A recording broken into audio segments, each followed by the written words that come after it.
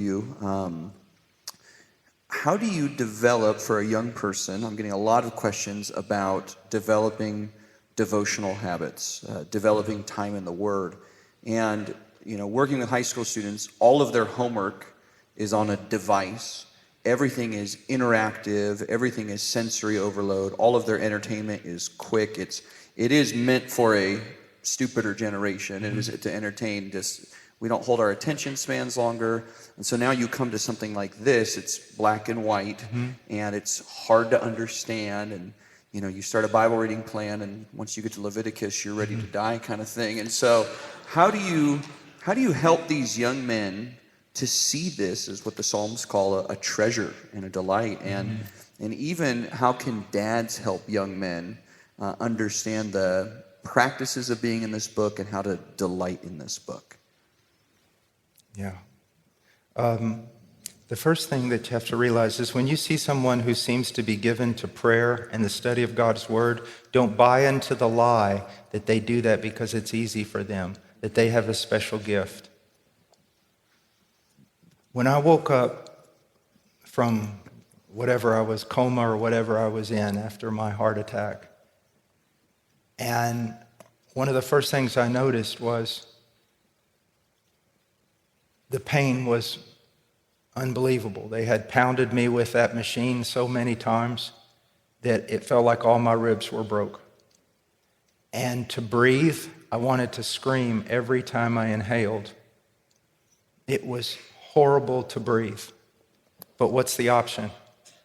Die. And that's where you've got to come to that point. I read 3 chapters this morning, and I read in Spanish. I read out of my Spanish Bible. I read 3 chapters. I have a discipline of 3 chapters in this before I go do my studies. But just devotional reading with the Lord. And I can't tell you how many times I had to repeat a paragraph because I read it and it was like, what did I just read? Still today, it's a fight. It is a fight. Everything in my life is a fight. But the option is die. And that's what you have to see, young man. You have to cultivate discipline. You have to create it. I remember when I was learning martial arts, and I thought I was going to, just go in the first day and get to punch somebody or something.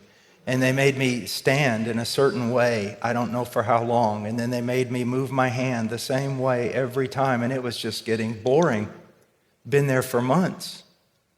And then one day I walked in and the professor or whatever, all of a sudden I saw a punch come straight at me. I mean, out of nowhere. I didn't even have my gi on.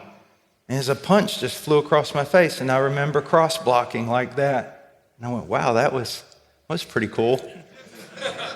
And the thing is it's developing discipline.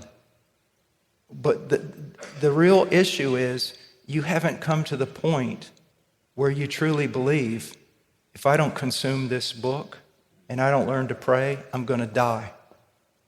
And you will. Yeah, if I